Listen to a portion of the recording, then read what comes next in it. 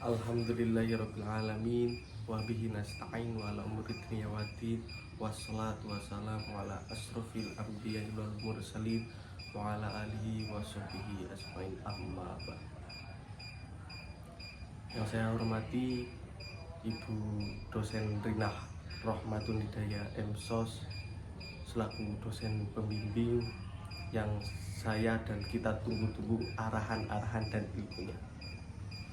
Pertama-tama marilah kita panjatkan puja puji syukur kehadirat Allah Subhanahu wa taala yang telah melimpahkan rahmat, taufik, hidayah serta inayah sehingga kita dapat berkumpul pada acara ini. Sholawat serta salam tetap tercurahkan kepada baginda Nabi Agung Muhammad Sallallahu Alaihi Wasallam yang telah membawa kita dari zaman jahiliyah menuju zaman Islamiyah, dari zaman onta sampai zaman Avanza.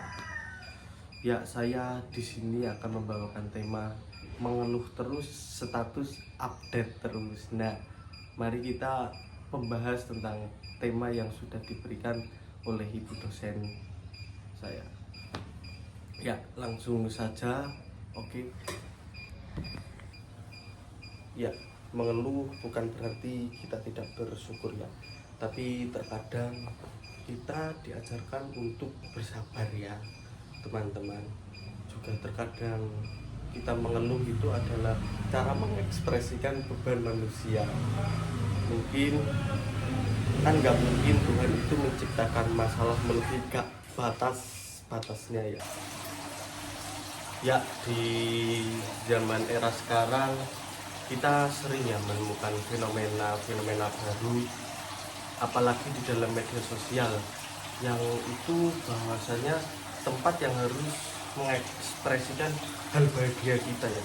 Tapi akan tetapi di era zaman sekarang media sosial itu digunakan untuk tempat mengeluh, keluh kesah. Itu hal-hal yang harus perlu kita pelajari ya teman-teman. Kita mengeluh boleh, tapi kalau bisa, kalau kita punya masalah, kita selesaikan sendiri dengan, apalagi saya sebagai jantan ya, sebagai cowok, kalau ada masalah ya saya selesaikan sendiri. Nah, sekarang sedikit-sedikit mengeluh, sedikit-sedikit update, itu kan hal yang sangat nggak baik ya teman-teman. Walaupun begitu seharusnya kita boleh mengeluh, tapi ya janganlah sampai kita sebarkan medsos, karena itu adalah hal negatif yang bisa berdampak negatif juga terhadap kita kalau kita sedang mengeluh di dalam media sosial tersebut, teman-teman.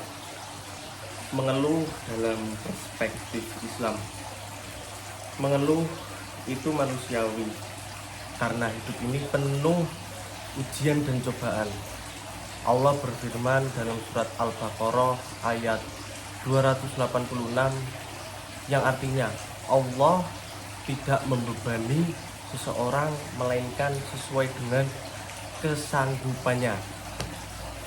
Nah, ayat ini mengajarkan kita bahwa setiap masalah, setiap cobaan yang datang itu tidak melebihi kadar kapasitas kemampuan kita, teman-teman. Jadi di sini kita itu pentingnya memilih apa yang kita bagikan ya teman-teman. Sahabat yang dirahmati Allah, sebelum kita memposting sesuatu di medsos, hendaknya kita itu bertanya pada diri kita sendiri, apakah membawa kebaikan, apakah bermanfaat untuk orang lain. Misal kalau ini kayaknya saya upload kayak gini, saya bermedsos seperti ini, saya kayaknya itu enggak bermanfaat gitu. Ya udah, mari kita pendam dan kita bercerita kepada Allah, kita mencurahkan keluh kesah kita kepada Allah Subhanahu wa taala. Nah, maka dari itu kalian sudah tahu Allah Subhanahu wa taala itu adalah sebaik-baiknya tempat untuk mengadu, teman-teman.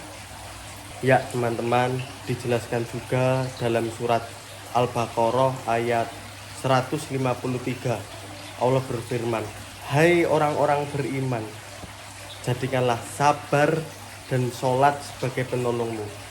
Curahkan segala keluh kesahmu,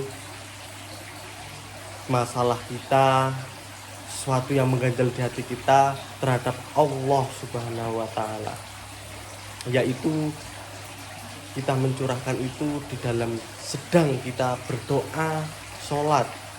Nah, kenapa seperti itu teman-teman? Karena hanya Allah yang bisa memberikan solusi dan penerangan terhadap kita.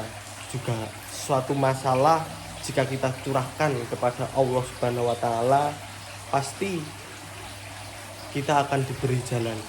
Kalau ada masalah dicurahkan ke teman, temannya pasti juga mencurahkan masalah. Ya mungkin cukup itu ya teman-teman yang dapat saya bagikan pada siang hari ini ya teman-teman. Mungkin pesan saya tetap semangat, jangan putus asa ya teman-teman. Mengeluh itu nggak apa-apa, 1 kali 2 kali, tapi jangan sampai putus asa ya teman-teman. Semoga kita selalu dalam lindungan Allah Subhanahu wa Ta'ala, dan semoga kita mendapat berkah dari dunia ya teman-teman. Semoga kita selalu diridhai Allah Subhanahu wa Ta'ala. Mungkin jangan melihat siapa yang berbicara, tapi lihat apa yang dibicarakan. Mungkin cukup sekian dari saya, banyak kurangnya mohon maaf. Wallahul muwaffiq ila aqwamit thoriq. Wassalamualaikum warahmatullahi wabarakatuh.